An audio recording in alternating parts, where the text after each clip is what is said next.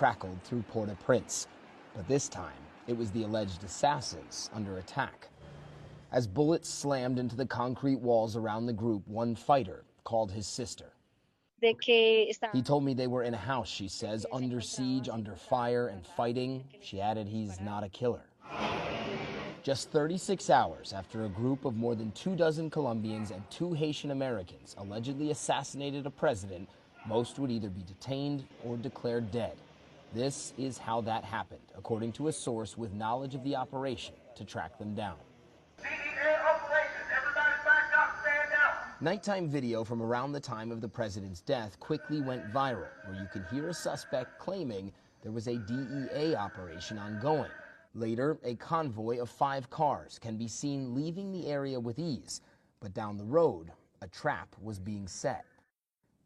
As the convoy traveled down Kenskoff Road, a roadblock was ready.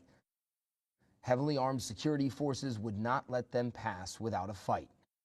Arriving and seeing they couldn't go any further, the convoy stops, part of which you can see here. Our source says the suspects jumped out and saw this building across the road. They raced toward it, immediately taking the stairs to the 2nd floor. It's in this building that these alleged mercenaries will begin defending themselves. But at the same moment they're coming in here, according to our source, Haitian security forces are making a crucial decision. They know that these alleged attackers have limited food, water, ammunition, and no power. So they essentially decide to wait them out. About 12 hours later, after baking in 90-plus degree Haitian heat, authorities throw tear gas in front of the building. It's enough to force negotiations, and the Colombians inside eventually send out 4 people, including this man, one of 2 Haitian Americans whom authorities have detained. He's joined by the other Haitian American and 2 Haitian hostages, a pair of police officers who were at the president's house. According to our source, at some point during the negotiations, a group of the Colombians still here come out of this building and start heading up this hill on the backside of the building. And eventually they make their way to a seemingly strange destination.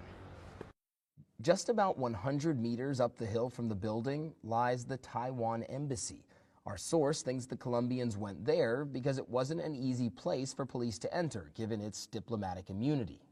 In order to get all the way here to the embassy, though, they had to walk through a pretty residential neighborhood, and according to our source, someone tipped off authorities that this group of heavily armed men was here.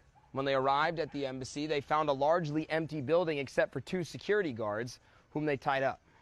Security forces quickly surrounded the embassy and then turned their attention back to the building below, where they believed a few suspects remained. It was time to go in. A small assault team went in on the ground floor and were met with fierce fire that you can hear from the handful of Colombians that were still inside. The hour-long firefight shattered windows, scarred concrete ceilings and walls, and in the end, the government says at least 3 Colombians died in the fighting. The next day, with Taiwan's permission, authorities went into the embassy. Our source says authorities checked CCTV cameras and found nearly a dozen Colombians in a room who ended up giving up without more fighting. Nearly a half dozen still haven't been found. Matt Rivers, CNN, Port-au-Prince, Haiti.